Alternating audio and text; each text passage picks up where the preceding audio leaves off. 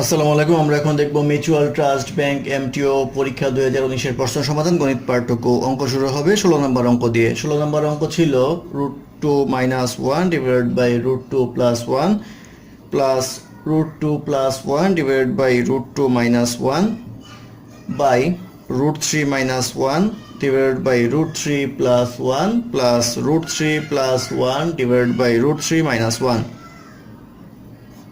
তাহলে এটা লসাগু করলে আসবে √2 + 1 ইন্টু √2 - 1, আর এটা আসবে হচ্ছে √2 - 1 whole square plus √2 + 1 whole square by নিচে আসবে হচ্ছে √3 + 1 ইন্টু √3 - 1, আর এটা আসবে হচ্ছে √3 - 1 whole square plus √3 + 1 whole square. তো এটা যদি ক্যালকুলেশন করা হয় তাহলে নিচে আসবে হচ্ছে 2 - 1 a + b * a - b সূত্র অনুসারে, আর উপরে আসবে হচ্ছে 2 - 2 √2 + 1 প্লাস 2 + 2 √2 + 1 বাই নিচে আসবে হচ্ছে 3 - 1 a² - b² এর সূত্র, সেই ক্ষেত্রে আসবে হচ্ছে 3 - 2 √3 + 1 প্লাস 3 + 2 √3 + 1 ইকুয়াল টু আসবে হচ্ছে আমাদের এটা কাটা যায়, সেই ক্ষেত্রে থাকে হচ্ছে 6/1 অবলিক নিচে থাকে হচ্ছে 2, এখানে থাকে হচ্ছে 3 আর 3 হচ্ছে 6, আর 1/2 ইকুয়াল টু 8, বা এটা করলে পাওয়া যাবে 6/4 ইকুয়াল টু পাওয়া যাবে হচ্ছে 3/2, অর্থাৎ 3/2 হবে এই প্রশ্নের উত্তর। তারপর অঙ্ক নাম্বার 17। নাম্বার 17-এ বলা আছে the larger of two numbers exceeds twice the smaller number by 9. The sum of twice the larger and 5 times the smaller is 74. If a is the smaller number, which equation below determines the correct value of a? তো ধরে নিই আমরা larger number হচ্ছে x equal to smaller নাম্বারের double plus 1, আর বলা আছে twice larger number plus 5 Times of smaller number equal to হচ্ছে 74। তো আমরা যদি এই সেকেন্ড ইকুয়েশনে যদি আমরা x এর মান বসাই তাহলে পাবো হচ্ছে 2 into twice a plus 9 5a equal to আসবে হচ্ছে 74। তাহলে এই ইকুয়েশনটাই রিপ্রেজেন্ট করে, সেই ক্ষেত্রে এটি হবে এই প্রশ্নের উত্তর, অর্থাৎ 2 into twice a plus 9 plus 5a equal to 74, এটি হবে এই প্রশ্নের উত্তর। তারপর অঙ্ক নাম্বার 18। নাম্বার 18-তে বলা আছে দ্য কস্ট ইন টাকা of manufacturing x microwaves is টাকা 6000 plus 300x. The amount received when selling these X microwave is টাকা 700x. What is the least number of microwave that must be manufactured and sold so that the net profit is টাকা 2400? তো এখানে বলা আছে cost price যেটা আছে সেটা হচ্ছে 6000 প্লাস 300x, এটা হচ্ছে এক সংখ্যক মাইক্রোওয়েভে, এবং সেটার সেলিং প্রাইস হচ্ছে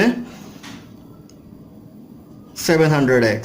তাহলে আমাদের যে প্রফিটটা হবে, প্রফিটটা আমরা ধরতে পারি 6000 প্লাস 300x, যেহেতু প্রফিট হয়েছে সেহেতু 700 থেকে এটা বিয়োগ করব, অর্থাৎ 700x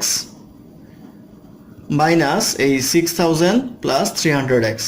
তো এটা হচ্ছে আমাদের প্রফিট। তো এটা করলে পাওয়া যাবে হচ্ছে 400x মাইনাস 6000, এটা হচ্ছে প্রফিট। তো আমাকে জিজ্ঞাসা করা হয়েছে যে the least number of microwave that must be manufactured and sold that the net profit is 2400, অর্থাৎ এই প্রফিটটা 2400 এর সমান হবে।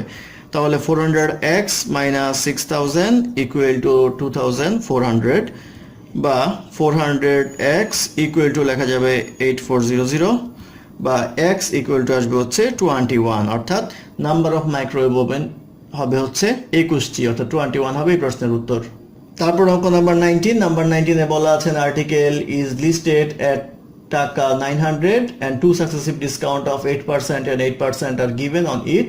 How much would the seller gain or loss if he gives a single discount of 16% instead of two discount? অর্থাৎ 8% করে দুইটা discount দেওয়ার চেয়ে যদি 16% সে ডিসকাউন্ট দিত তাহলে কত পার্সেন্ট গেইন অর লস হতো। তো 8% সাকসেসিভ ডিসকাউন্ট যদি দেয় তাহলে আমরা শর্টকাটের হিসেবে জানি হচ্ছে -8 into -8 divided by 100 equal to আসবে হচ্ছে -16 প্লাস 0.64 ইকুয়াল টু আসবে হচ্ছে -15.36। তো -15.36% হচ্ছে যদি একটার পর একটা দেয়, অর্থাৎ সাকসেসিভ ডিসকাউন্ট দেয়। আর যদি একসাথে ডিসকাউন্ট দেয় তাহলে 16%। তাহলে ডিসকাউন্টটা কম, এটা বেশি। তাহলে কতটুকু বেশি দেয় সেটা আমরা বের করব। বেশি দেয় হচ্ছে 16 - 15.36 ইকুয়াল টু হচ্ছে 0.64%। অর্থাৎ 0.64% বেশি ডিসকাউন্ট দিতে হচ্ছে তার এই 16% একসাথে ডিসকাউন্ট দেওয়ার কারণে। তাহলে 900 টাকার মধ্যে কতটুকু গেইন অর লস হচ্ছে? 900 টাকার মধ্যে গেইন অর লস হবে 0.64/100 ইকুয়াল টু হবে হচ্ছে 5.76 টাকা। তো এটা হবে হচ্ছে লস, কারণ হচ্ছে সে ডিসকাউন্ট এখন দিচ্ছে 16% একসাথে। সেই ক্ষেত্রে আনসার হবে হচ্ছে 5.76 টাকা লস। তারপর অঙ্ক নাম্বার 20। নাম্বার 20-তে বলা আছে বারবারা ইনভেস্ট টাকা 2400 in XYZ bank at 5%.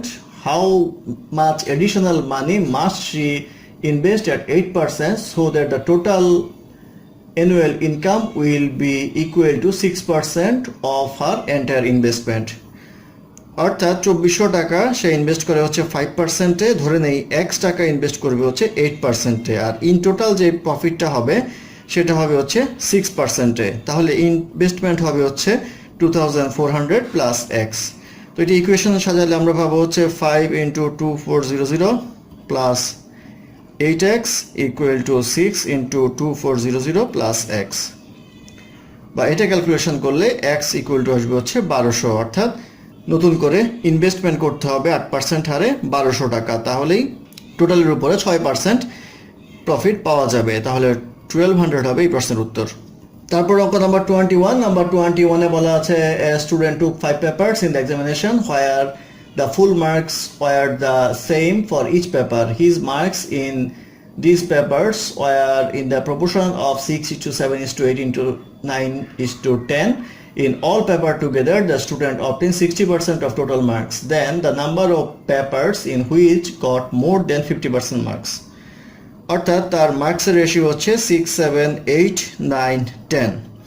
তো আমরা যদি এটাকে ধরে নেই যে 6x, 7x, 8x, 9x আর 10x, তাহলে টোটাল মার্ক হবে হচ্ছে 40x। আর পরীক্ষায় 60% নাম্বার পেয়েছে। প্রত্যেক সাবজেক্টে যদি 100 করে হয় তাহলে 5টা সাবজেক্টে টোটাল মার্ক হবে হচ্ছে 500। তো 500-এর 60% যদি হয় তাহলে হবে হচ্ছে 300। তাহলে এই 40x যে নাম্বারটা পেলো সেটা হচ্ছে টোটাল মার্কস 300, বা x ইকুয়াল টু আসবে হচ্ছে 7.5।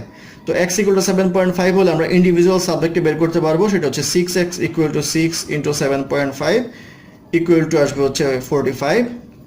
7 × x ইকুয়াল টু হবে 7 × 7.5 ইকুয়াল টু আসবে হচ্ছে 52.5। যেহেতু 7x-টাই 50 এক্সিড করছে সেহেতু 8, 9, 10x এক্সিড করবে। সেই ক্ষেত্রে এই কয়টা সাবজেক্টে সে 50%-এর বেশি নাম্বার পেয়েছে, অর্থাৎ সাবজেক্ট হচ্ছে টোটাল 4টা, অর্থাৎ 4 হবে এই প্রশ্নের উত্তর।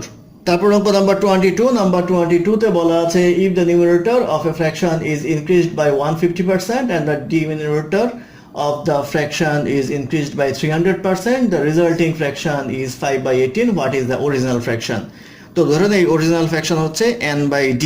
তো বলা হচ্ছে যে 150% বাড়াতে হবে, অর্থাৎ 1.5 গুণ বাড়াতে হবে। 1.5 গুণ বাড়ালে এটা হবে হচ্ছে 2.5n, আর নিচে করতে হবে হচ্ছে 300% বাড়াতে হবে, অর্থাৎ 3 গুণ বাড়াতে হবে। 3 গুণ বাড়ালে এটা আসবে হচ্ছে 4d। এইটা সমান সমান হবে নতুন যে ফ্র্যাকশনটা সেটা হচ্ছে 5/18, বা এখান থেকে n/d ইকুয়াল টু লেখা যায় 5 × 4, 2.5 × 18 ইকুয়াল টু আসবে হচ্ছে 20/45 ইকুয়াল টু আসবে হচ্ছে 4/9, অর্থাৎ 4/9 হবে ফ্র্যাকশনটি। এটাই হবে এই প্রশ্নের উত্তর।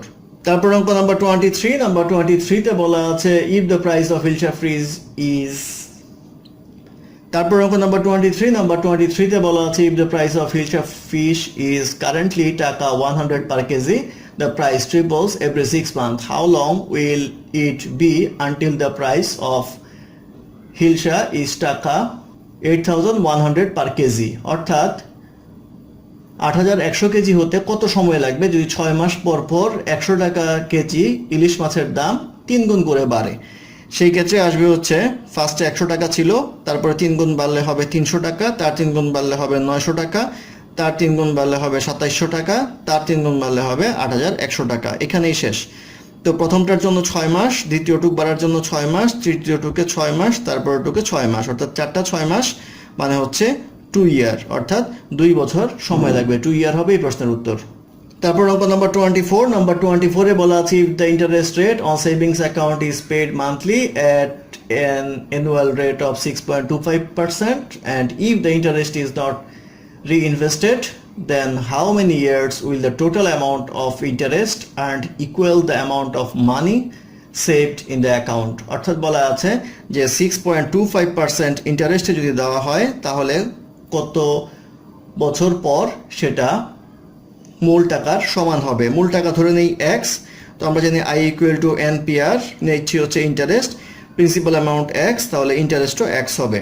তাহলে আমরা লিখতে পারবো x equal to n into x into r হচ্ছে 6.25/100, বা এখান থেকে n ইকুয়াল টু পাওয়া যাবে হচ্ছে 100/6.25 ইকুয়াল টু আসবে হচ্ছে 16, অর্থাৎ 16 ইয়ার সময় লাগবে 6.25 ইন্টারেস্ট রেটে যেই পরিমাণ প্রিন্সিপাল আছে সেই পরিমাণ ইন্টারেস্ট হওয়ার জন্য। সেই ক্ষেত্রে 16 ইয়ার হবে এই প্রশ্নের উত্তর। তারপর অঙ্ক নাম্বার 25, নাম্বার 25 এ বলা আছে Anita had to do a multiplication instead of taking 35 as one of the multipliers she took 53. As a result the product went up by 540. What is the new product? অর্থাৎ বলা আছে যে তাকে গুণ করতে বলা হয়েছিল 35 দিয়ে, সে গুণ করেছে হচ্ছে 53 দিয়ে। তাহলে এখন জিজ্ঞাসা করা হয়েছে এই দুইটা গুণফলের ডিফারেন্সটা হচ্ছে 540, সেই ক্ষেত্রে নতুন গুণফল কত হবে। তো 35 ধরে নেই আরেকটা সংখ্যা x ছিল, তাহলে 53 সাথে সে x গুণ করেছে, তাহলে আমরা লিখতে পারবো হচ্ছে 53x minus 35x equal to হচ্ছে এই 540, বা এখান থেকে লেখা যায় 18x ইকুয়াল টু 540, বা x ইকুয়াল টু লেখা যায় হচ্ছে 30। এখন জিজ্ঞাসা করেছে নতুন গুণফল, যেহেতু সে ভুল করেছে তাহলে সঠিক গুণফলটাই হচ্ছে নতুন গুণফল, অর্থাৎ 35 ইন্টু 30 ইকুয়াল টু আসবে হচ্ছে 1050। 1050 হবে এই প্রশ্নের উত্তর। তারপর অঙ্ক নাম্বার 26, নাম্বার 26 এ বলা আছে the age of 3 people are such that the age of one person is twice the age of second person and 3 times the age of third person. If the sum of the ages of the 3 people is 33 then the age of the youngest person is। তো আমরা ধরে নেই first person, second person and third person. তো ধরে নেই first পারসনের age হচ্ছে 6x, তো second পারসনের age তাহলে হবে 3x আর থার্ড পারসনের এজ হবে হচ্ছে 2x। তো সবগুলি যোগ করলে অর্থাৎ 6x plus 3x plus 2x equal to আসবে হচ্ছে 33, বা এখান থেকে করলে দেখা যায় হচ্ছে 11x ইকুয়াল টু 33, বা x ইকুয়াল টু আসে হচ্ছে 3। তো প্রশ্নে জিজ্ঞাসা করা হয়েছে যে সবচেয়ে ছোট যে তার বয়স কত, তার বয়স হচ্ছে 2x, তাহলে 2 ইন্টু 3 ইকুয়াল টু আসবে হচ্ছে 6। এই 6 ইয়ার্স হবে এই প্রশ্নের উত্তর। তারপর অঙ্ক নাম্বার 27, নাম্বার 27 এ বলা আছে Rina and Shila entered into a partnership with their capital in the ratio of 5:6. At the end of 8 months, Rina withdraws her capital. If they receive the profit in the ratio of 5:9, find how long Sheila's capital was used. অর্থাৎ ক্যাপিটালের ratio ছিল 5 আর 6। তো ওর investment ছিল 8 মাসের জন্য আর দ্বিতীয় জনের investment ধরে নেই x মাসের জন্য, সেই ক্ষেত্রে তাদের যে প্রফিটের রেশিও 5/9 হবে। তো এখান থেকে যদি আমরা x এর মান বের করি তাহলে আমরা পাবো হচ্ছে 12। তাহলে আমরা বলতে পারি শিলাস ক্যাপিটাল ব্যবহার হয়েছিল 12 মাসের জন্য, অর্থাৎ 12 মান্থ হবে এই প্রশ্নের উত্তর। তারপর অঙ্ক নাম্বার 28, নাম্বার 28 এ বলা আছে class starts at 10 am and lasts till 1:30 pm. 4 periods are held during the interval. After every period 6 minutes are given free to the students. What is the exact duration of each period? অর্থাৎ 10টার সময় একটা school শুরু হলে সেটা 1:30 এ শেষ হয়, অর্থাৎ total যে ডিউরেশন সেটা হচ্ছে 3 ঘন্টা 30 মিনিট। তো 3 ঘন্টা 30 মিনিটে হচ্ছে 180 প্লাস 30 ইকুয়াল টু আসবে হচ্ছে 210 মিনিট। এখন কথা হচ্ছে 4টা পিরিয়ড হয়, 4টা পিরিয়ডের মধ্যে আমরা ধরে নেই প্রতি পিরিয়ডের ডিউরেশন হচ্ছে x প্লাস 6, এই 6 মিনিট হচ্ছে ক্লাসের শেষে দেওয়ার জন্য।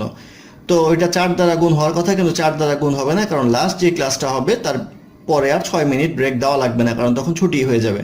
সেই ক্ষেত্রে এই 3 দিয়ে গুণ করবো x প্লাস 6কে, আর x আলাদা থাকবে, এই সব মিলিয়ে সময় লাগবে হচ্ছে 2 ঘন্টা 10 মিনিট। তো এখান থেকে x এর মান বের করলে আসবে হচ্ছে 48 মিনিট। এই 48 মিনিট হবে একটা ক্লাসের জেনুইন ডিউরেশন। এটি হবে এই প্রশ্নের উত্তর। তারপর অঙ্ক নাম্বার 29, নাম্বার 29 এ বলা আছে the measurement of rectangle is 16 feet by 12 feet. What is the area of the smallest circle that can cover it's rectangle entirely. অর্থাৎ বলা আছে একটা রেক্টেঙ্গেল যদি এমন হয়, একটা বাহু হবে হচ্ছে 16, একটা বাহু হবে হচ্ছে 12, তাহলে জিজ্ঞাসা করা হয়েছে যে বৃত্তের ক্ষেত্রফল কত হবে। তো এটা কর্ণটা আমরা বের করব। কর্ণ ইকুয়াল টু আসবে হচ্ছে √16 square plus 12 square equal to আসবে হচ্ছে √256 প্লাস 144 ইকুয়াল টু আসবে হচ্ছে √400। এটা করলে পাওয়া যাবে হচ্ছে 20, অর্থাৎ এই কর্ণ হবে হচ্ছে 20। এই কর্ণটা আবার হচ্ছে বৃত্তের ব্যাস। যদি বৃত্তের ব্যাস হয় তাহলে ব্যাসার্ধ হবে 20/2 ইকুয়াল টু 10। বের করতে হবে বৃত্তের ক্ষেত্রফল। ক্ষেত্রফলের সূত্র জানি পাই আর স্কোয়ার, তাহলে pi into 10 square equal to 100 পাই, অর্থাৎ 100 পাই স্কোয়ার ফিট হবে সার্কেলের ক্ষেত্রফল। এটি হবে এই প্রশ্নের উত্তর।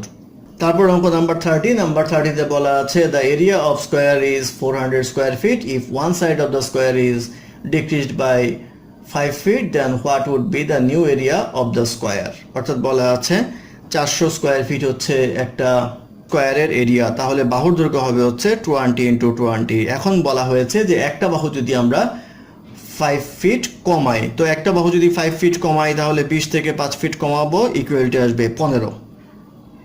তাহলে এটা 20 × 15 ইকুয়াল টু আসবে হচ্ছে 300। আরেকটা ব্যাপার আছে এখানে, যেহেতু বলা আছে যে একটা বাহু কমালে that what would be the new area of square, একটা বাহু কমালে কিন্তু সেটা আর স্কোয়ার থাকে না, সেই ক্ষেত্রে বলতে হবে ক্যান নট বি ডিটারমাইন্ড। অথবা যদি বের করে দেন তাহলে 15 × 15 দুইটা থেকে যদি কমান তাহলে আসবে 225। কিন্তু প্রশ্নে যা বলা আছে এতে কিন্তু এটা কোনো স্কোয়ার থাকে না, কারণ একদিক কমালে সেটা রেক্টেঙ্গেল হয়ে যায়। সেই ক্ষেত্রে আনসার হবে হচ্ছে ক্যান নট বি ডিটারমাইন্ড। এটি হবে এই প্রশ্নের উত্তর। ধন্যবাদ আমার সাথে থাকার জন্য। আমাদের চ্যানেলটি ভালো লাগলে অবশ্যই সাবস্ক্রাইব করবেন, লাইক, কমেন্ট এবং শেয়ার করবেন, এবং অঙ্কে কোনো সমস্যা থাকলে আমাদের কমেন্টে জানাবেন। আমরা চেষ্টা করব ডেসক্রিপশনে তার সমাধান দেওয়ার জন্য। ধন্যবাদ।